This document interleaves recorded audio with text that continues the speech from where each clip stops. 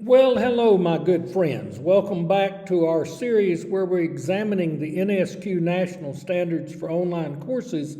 In this video, we have Lesson 3, which we will look at Standard B, which covers content. Now, I will remind you that we have two previous lessons. Lesson 1 is simply an overview. Lesson 2 is Standard A, Lesson 3 is Standard B, and of course we will proceed on through the remainder of the standards if you will stay with us. The intent of these videos is to help you become a better online instructor so that you can more effectively deliver the course materials that you're charged with. Now, the NSQ National Standards for Quality Online Learning are delineated into three segments. The first of these are the National Standards for Online Teaching. The National Standards for Online Courses follows that, and then the National Standards for Online Programs.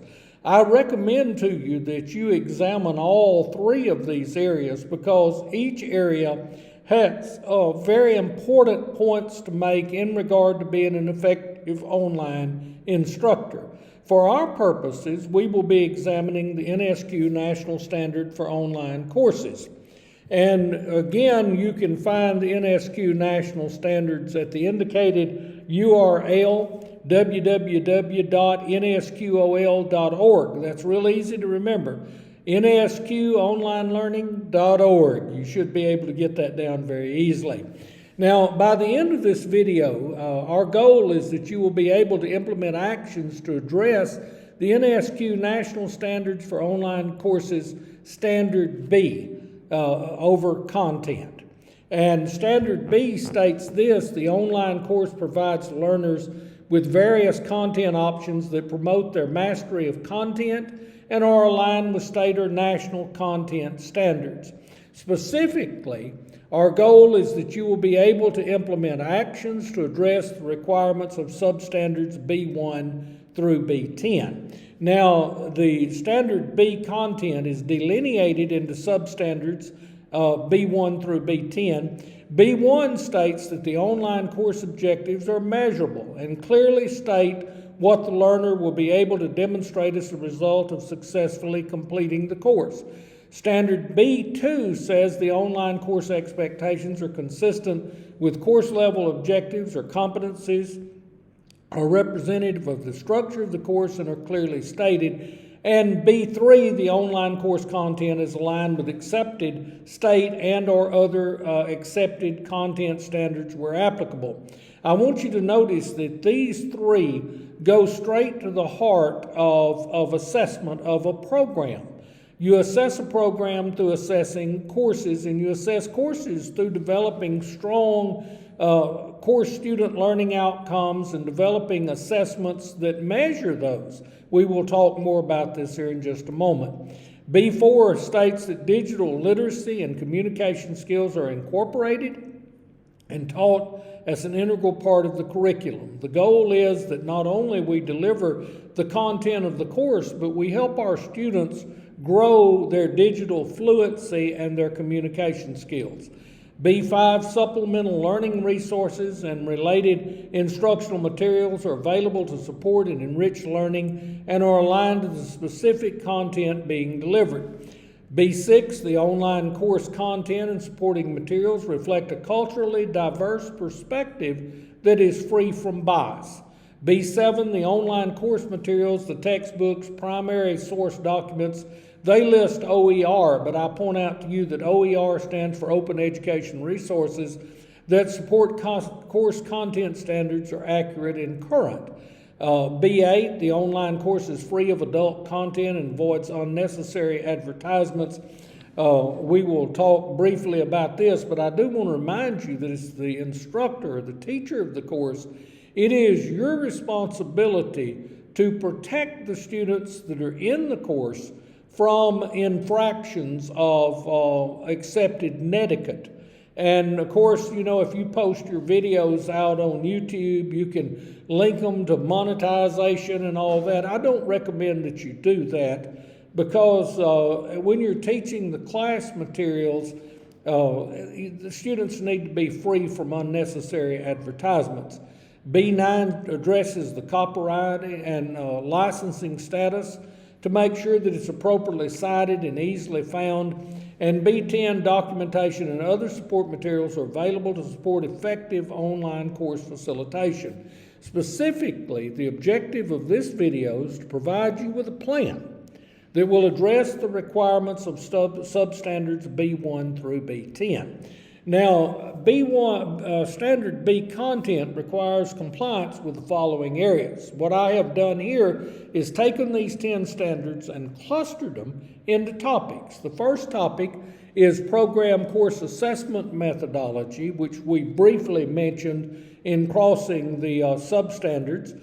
Then the strategic enhancement of digital fluency skills, the effective utilization of course materials, appreciation of and respect for participant diversity, and then licensing and copyright compliance. Now, we're going to start out with the program course assessment methodology, and I keep hammering on this through the videos because today's educational institutions are held accountable for demonstrating that they are delivering the product that the consumer has purchased. Now, many educators, higher educators, get upset when you call a student a customer. I actually believe a student is a customer because they're purchasing a product. But whether we're a customer or not, they're a consumer.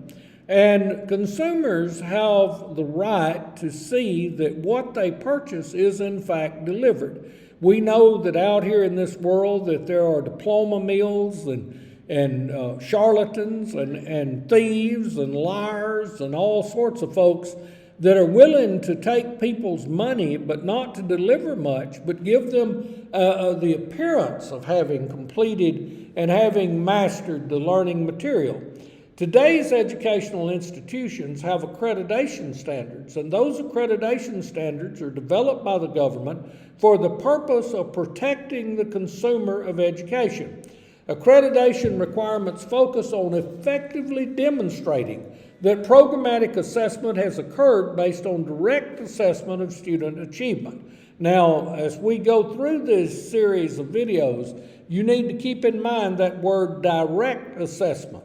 Those words direct assessment, then of student achievement. This measures what the student actually does in order to demonstrate that the student has mastered the material. Now, many models exist for programmatic assessment, and some of them are effective, some are not. I've heard a person say there are many ways to do programmatic assessment. There are many right ways, and there are definitely wrong ways to go about it. What we will be covering is the BUA approach to program course assessment. Now, I know there are other ways to do it, and if you want to do it another way and work somewhere else other than BUA, my advice to you is go for it, but make certain that it is legitimate. Now, in the BUA approach, we have a program, and that program may be a Bachelor's of Science in Theology. It may be a Master of Arts in Theology. We don't know. But let's take the program title, and let's just assume that this program title is maybe a bachelor's degree. Maybe it's a master's degree in a specific field. Now, beneath that program, we adopt what we call program student learning outcomes. And we've discussed this previously, but it's important that we really get this concept down. Our PSLOs, generally we will have 4 in a program. That is what I recommend. The more you have to measure, and it's better to have enough of them to be comprehensive, like to have 4, but a few enough of them that you can do a very good job of assessing each of them to demonstrate that the student consumer has received the education that they purchased. Now, the program student learning outcomes are generally supported by courses. Now, in our model, we assign a course to PSLO, and it may be course 1, course 2. There may be 8 of them that support PSLO 1. We don't know. In this example, I've tied 2 to the first PSLO, 3 to the second PSLO, 2 to the third PSLO, and 1 to the fourth PSLO. Now, these courses are delineated into course student learning outcomes. Now, I want you to see the model. The program student learning outcome is supported by courses, and each of those courses is further delineated into course student learning outcomes that can be measured. Now, then we take those CSLOs and we give assignments that are tied to the CSLO. CSLO 1 has assignment 1 and 2 in the course. CSLO 2 has 3, 4, and 5. CSLO 3 has 6 and 7. CSLO 4 has 8. There's no magic to the number of these, the way that they're arranged.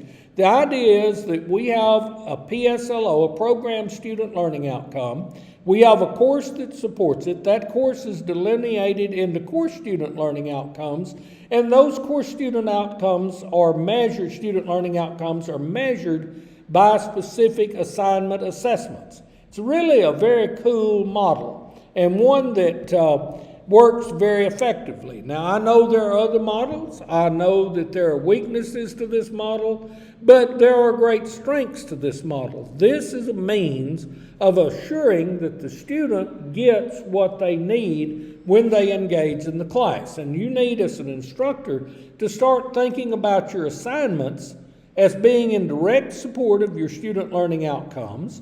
Your student learning outcomes all combine to demonstrate that the course has accomplished what it set out to do. And when the courses are put together, all of them will support the program student learning outcomes. This is what they're looking for in those standards, that your assignments are tied to course student learning outcomes and your courses are tied to program student learning outcomes in such a way that you are demonstrating through student achievement that your students have achieved what you promised that you would deliver.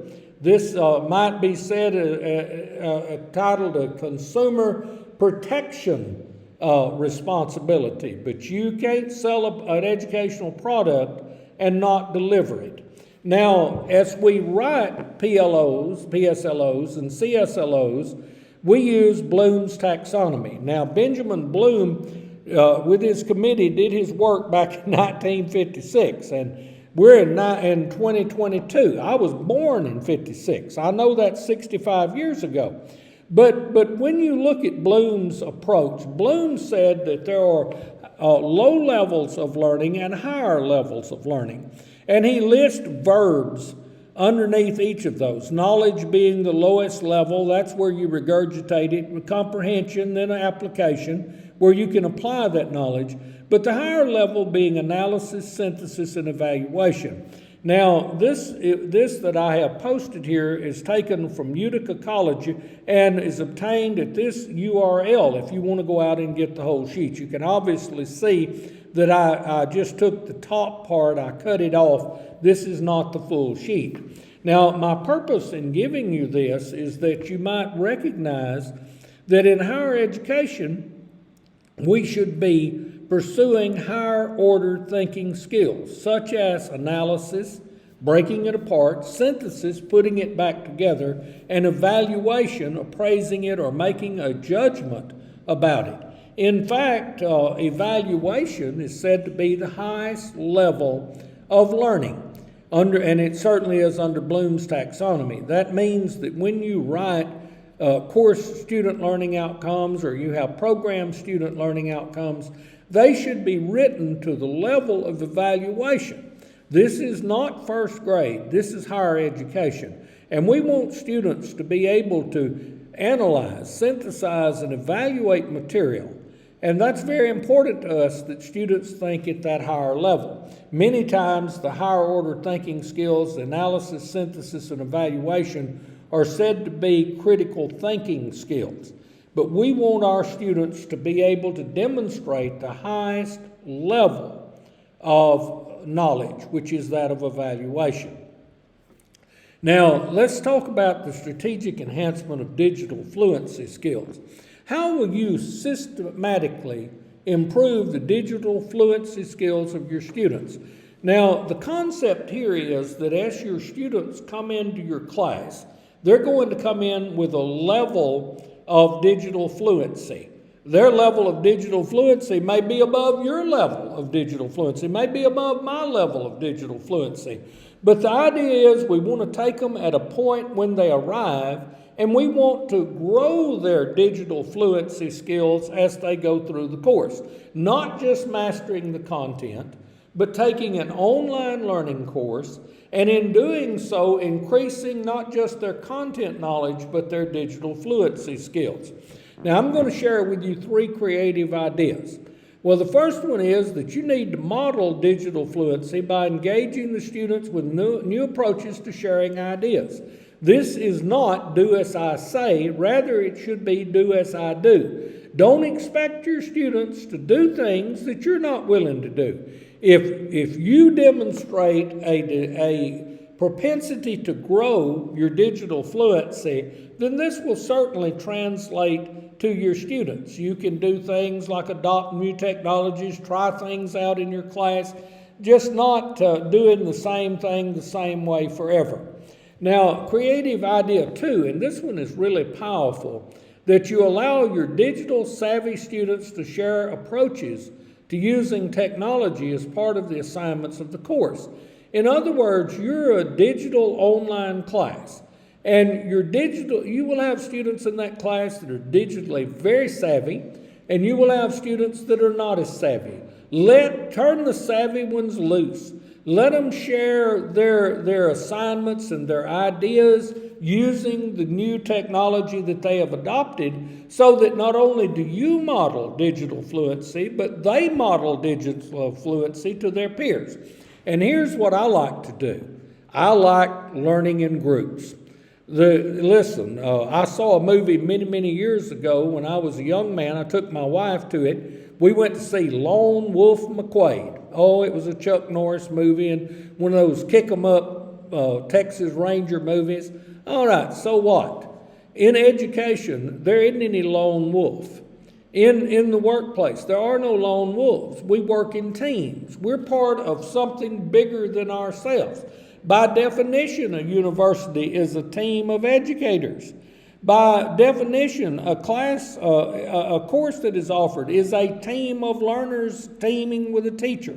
So I enjoy doing group assignments, and they're a clever way to engage students with other students. Now, a number of years ago, I was teaching some students from Saudi, and I made group assignments, and I laughed, and I told one of them, I said, well, you Saudi ladies need to understand that sometimes in this culture, the men let the women do all the work, but then they want to take all the credit. So you hold every member of the group accountable. Don't let them off just because they're men. And one of the Saudi students laughed and said, isn't any different in Saudi Arabia? Men want women to do all the work. I laugh about that because what you have to do in order to build group dynamics and to make them work is hold everyone accountable. Now, if they're not going to participate, then let the teacher know. We will do some, when I do group assignments, I have different ways of assessing, so I know who's working and who's not. But when you give a group assignment to a set group of students, in that set group you will have digitally savvy and digitally challenged students. Let your savvy students, encourage your digitally savvy students to share their ideas, their concepts with the less savvy. I also enjoy doing that because I learn a lot from the digitally savvy students. They get to share it with the teacher. Now, let's continue on in the effective utilization of course materials to all students. Simply put, all course materials must fit into the course framework. They have to support student learning and be readily available to all students, and that's the basis of the standards. Now, if you're giving them materials that don't support the CSLOs, the core student learning outcomes, then why are you doing that? Everything needs to tie back to your CSLOs. Those are your assignments, your assessments of assignments that support CSLOs, that in turn support that you've mastered the course, which in turn tie back to the program student learning outcomes. Everything has a place, and everything must fit. Now, I share with you this idea of open educational resources, OER. OER materials are free and are readily available for your utilization. These materials include textbooks, graphic, lesson plans. They are extensive. And here's a sample URL where you can go out and find some of these materials. oercommons.org. Now, I mentioned the open educational resources because I think as a teacher, an online teacher, you have a responsibility to help limit the cost of course materials and help the students. I would much rather provide a good open educational resource textbook that is given to all students for free than assign a textbook that costs each student $500 that none of them will have. The OER materials should be investigated. Use them. They're extensive. And their licensing and their copyright issues are very simply solved. Now, open educational resources, you may want to go to OpenStax textbooks. You will find things like the Creative Commons license. I'm teaching a leadership course, and in that leadership course, I'm using a Creative Commons OpenStax textbook that is free. All my students have to do is click the link.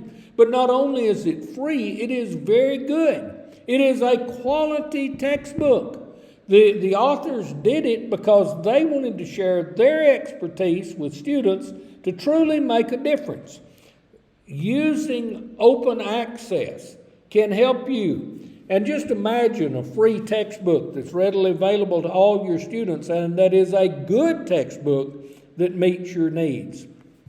Now, one of the areas that we also need to mention is the area of respect for participant diversity. Now, we live in a very diverse world. Whether we realize it or not, we are different. And even though we're different, we are alike because we still breathe air, we're still human beings, we still love our children, we love our parents, we love our siblings, so we have a lot in common. So I'm going to share with you some practices for improving the cultural fluency of your students. The very first thing you need to do is model respectful behavior and encourage respectful behavior among peers in the class. You model it, students model it, and you don't accept anything less. I've seen students treat other students disrespectfully in classes. And sometimes in online classes that'll happen because they don't have to look at them face to face. Well, it is your responsibility as a teacher to ensure that that is not tolerated. There are rules of netiquette. You respect your students and you treat them respectfully, and you encourage and enforce respectful behavior among the students' peers. Don't accept anything less. Now, one of the things you need to do is focus on how students are alike. I have been very blessed to spend a number of years in the United Arab Emirates in the Arab world, and many of my good friends are Muslims. Many are from India. They're Hindus. I have Christian friends that are Coptic Christians from Egypt and Russian Orthodox Christians from Russia. I have friends that are males and females, and we just go on and on. But it doesn't matter where you come from. It doesn't matter what color you are. It doesn't matter whether you're male or female, whether you're rich or poor. You are a human being. And the students in the class have a lot of similarities. They all have dreams. They have come to the class because they're pursuing a goal in their life. By seeing how we're alike, it helps us not focus so much on our differences.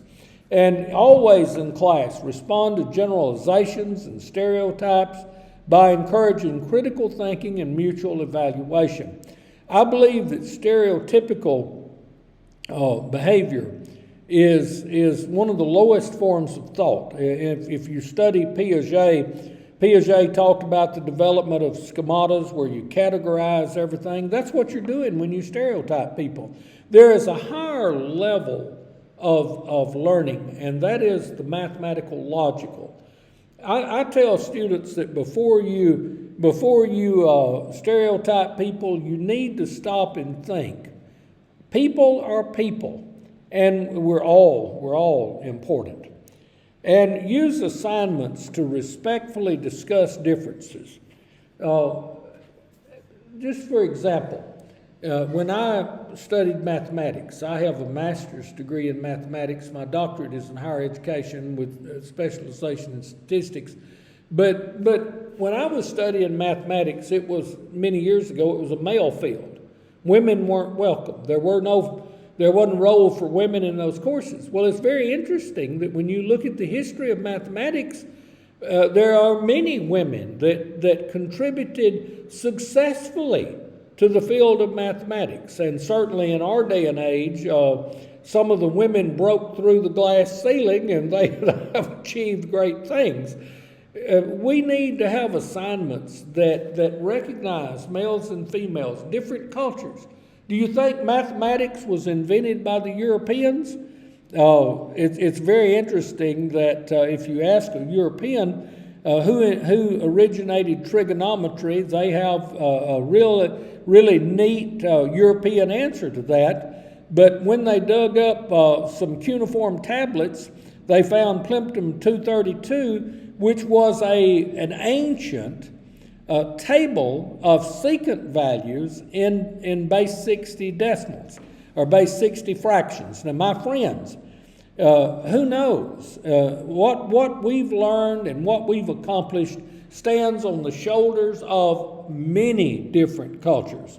And I laughed that the Mayan Indians in South America originated nothing. Of course, they had a symbol for zero. The conquistadors stole nothing from them and took it back to Spain, where it was put to good use. Just kind of my odd sense of humor. Now, licensing and copyright compliance, both yourself and your students must comply with licensing and copyright requirements. That's why it is so important that you look at things like open access, Creative Commons, all of those things, free clip art. I mean, it's really cool to steal a picture of Mickey Mouse off of YouTube and stick it in your video. The problem is that's a copyright violation, and you can get in trouble for violating copyrights. Your syllabus has a statement about plagiarism. You don't just steal people's work, you do your own work. And if you're using somebody else's work, you give them credit for it. You provide a citation for that. But licensing and copyright compliance is critical.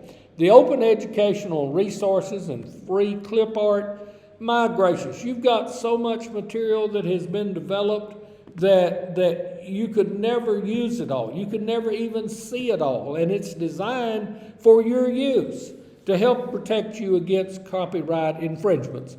I love the free clip art. And I particularly like parts of it. I'll share a picture with you in just a moment that addresses our cultural diversity a little bit. But guys, it's very important that you're cognizant of copyright issues and that you teach your students not to plagiarize, not to steal other people's work. My 8th grade English teacher caught me plagiarizing, and she reminded me that the word plagiarize comes from a Latin root meaning to kidnap. And she told me that I had kidnapped somebody's work and that therefore I could be constituted and considered as a criminal, or a kidnapper. I laugh about that, but she made her point with me. Obey the law, enforce the rules, watch for violations, and help students free themselves from licensing and copyright violations by using open educational resources and free clip art and their own work. I've seen some marvelous artistic design and work that was done just by students because they have that talent. In closing, let us review the following important issues. I told you at the first that we were going to give you a plan whereby you might comply with Standard B on content. We broke those substandards down into 5 categories: program course assessment methodology, strategic enhancement of digital fluency skills, effective utilization of course materials, appreciation of and respect for participant diversity, licensing and copyright compliance. In this plan, I've talked to you about the BUA program and course assessment model. That will be designed for you and will be included in your syllabus. But when you make assignments, link those assignments to your course student learning outcomes. I gave you some ideas of how to build your strategic enhancement of digital fluency skills for your students, such as letting your tech-savvy students help your less tech-savvy students through group assignments. Effective utilization of course materials. We talked about the open access materials which are out there everywhere, and then appreciation of and respect for participant diversity. You must be the champion of equality. You must be the champion that every member of that class is important and equally valued. And then, of course, you teach licensing and copyright compliance.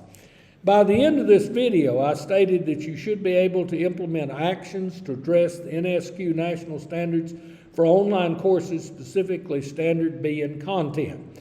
And I wanted you to have a plan to address substandards B1 through B10. Again, Standard B says the online course provides learners with various content options that promote their mastery of content and are aligned with state or national content standards. I want to tell you, my friends, that if you will write your course student learning outcomes to the highest level of Bloom's taxonomy, you will meet state and national content standards, no doubt whatsoever. I promised you that we would give you a plan. I hope that we've accomplished that, and I wish you the very best in your quest to improve your online instruction. Now, notice below this little picture. This is a cute little picture. We have males and females. We have people of different colors, people wearing different clothes. I wish in this picture, which was taken from a free clip art site that allowed us to use it without cost and without citing them, I wished we had here some students from different nationalities. What if we had an Arab female wearing an abaya? What if we had someone from the Eastern European country of Georgia wearing one of their hats? That would be really cool. But I hope you got what you wanted out of this course. I wish you the very best as you continue learning. And we will be following up soon with Standard C through Standard G. Thank you very much.